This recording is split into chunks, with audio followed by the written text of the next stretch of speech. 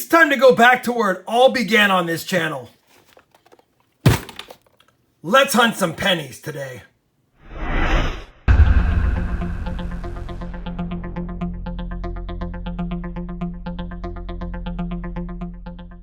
Hey everybody, it's Rob with RobFindsTreasure, and that's right, I am going to hunt this box of pennies, and this is not from another state, it's not from outside my area, it's a penny box I picked up about 6 weeks ago and have only cracked the top to make sure it was circulated pennies, which it is. I think. Yes. Woo! Anyway, we've had this in my stock for a long time. I've been hunting out-of-state boxes, having a lot of fun doing that. And it's my last DFW penny box that has been waiting to be hunted for several weeks.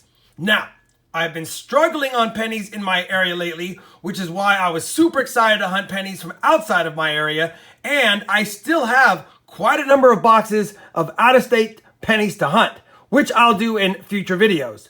But I wanted to get this one done. I want to see what's in it. It's been a while, and it's the kind of boxes that I don't normally get. It's not the Loomis boxes. It's like the Brinks boxes, and I don't get too many of these kinds of boxes in my area.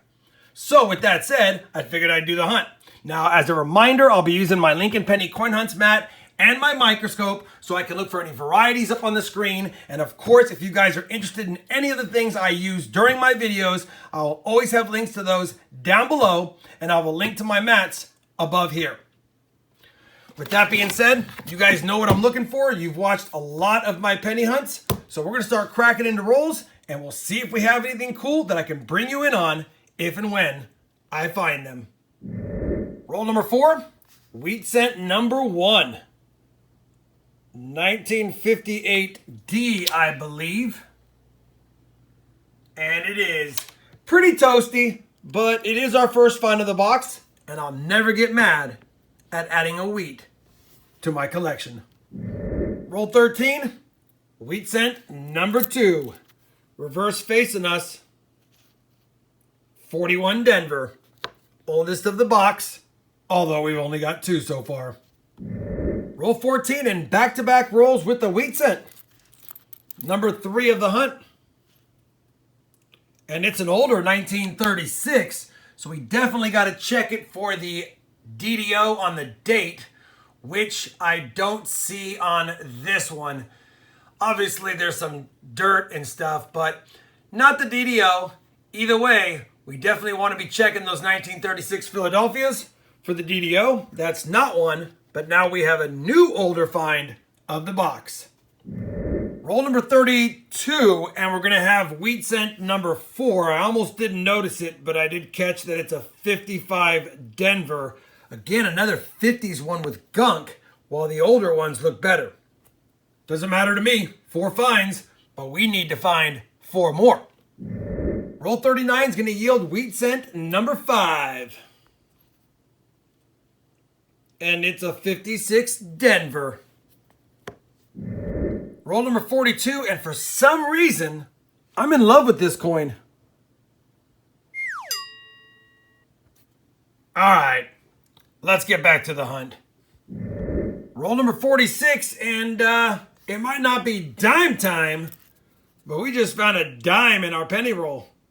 2012 Denver.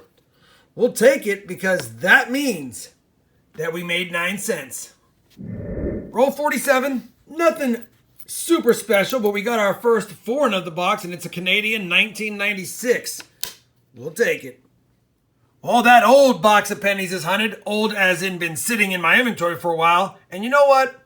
I'm not gonna get mad. It was a fun hunt. Yeah, we only got 5 wheat cents, and I'll take them. A 36P, not the DDO, a 41D, we also got a 55D, a 56D, not the Shadow D, and a 58D. That's it. Not a lot. We did score a dime, made some money there. 1 Canadian from 1996, 2 1959s, a couple of really nice older Lincoln Memorial cents. That 68D is pretty stunning, and it's a pretty nice 71D as well. We actually got 2 69S's, and I got them in the first 12 rolls of the box, and I was super excited that I might get more than my usual, which I did because I only get about 1 per box, sometimes 2. But if I ever get 3 or more, man, it's a fun hunt. Either way, I still had fun, like I said. It's never a bad day being able to hunt a box of pennies, especially during these times. Hopefully, despite the lack of great finds, you still had fun watching along and hunting with me. If you did, I'd appreciate a thumbs up. And as always, everyone, happy hunting, and thanks for watching. For those of you still with me and didn't already bounce from the video, I figured I'd reward you with one of my cooler finds that I have found during one of my hunts. I found this on August 19th, 2018, so we're getting close to about 3 weeks away from it being found 2 years ago. And by the way, for those interested, I will put a link to this video where I discovered this coin both down below and above here so that you can check it out. This is a full brockage, early stage, Lincoln zinc cent mint air. And what I mean by that is, when you look at the reverse, looks normal. But let's flip it around and take a look at the obverse. You can clearly see that there is a shadow of Lincoln's bust on the front, and you have the reverse of another cent struck on top of it. A full brockage is a mint air where once the coin is originally struck just like this, instead of ejecting, it stays where it sits. So when the next blank planchet comes, it sits on top of it. When the hammer die comes down against the anvil die and strikes the blank planchet, then what happens is the image is struck on the one side of the new planchet, but the bottom image is pressed in to the coin that was never ejected, as you can see here.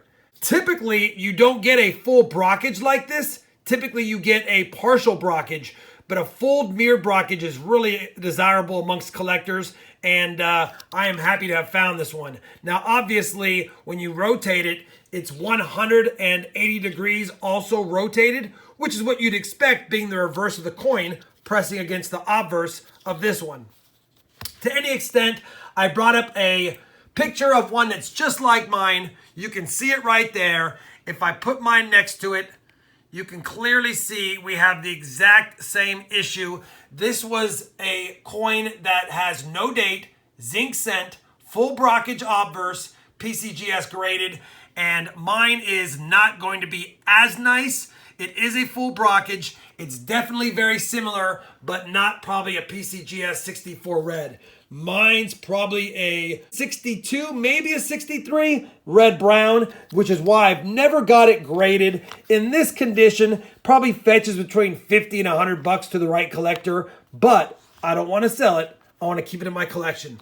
Maybe on a future video, I will get it submitted to PCGS, even though it'll barely cover the grading fees for what I would need between the cost to grade the coin and the variety attribution, which is why I haven't done so. Anyway, whenever I'm light on finds, maybe I'll include one of my cooler finds from a hunt you may have missed.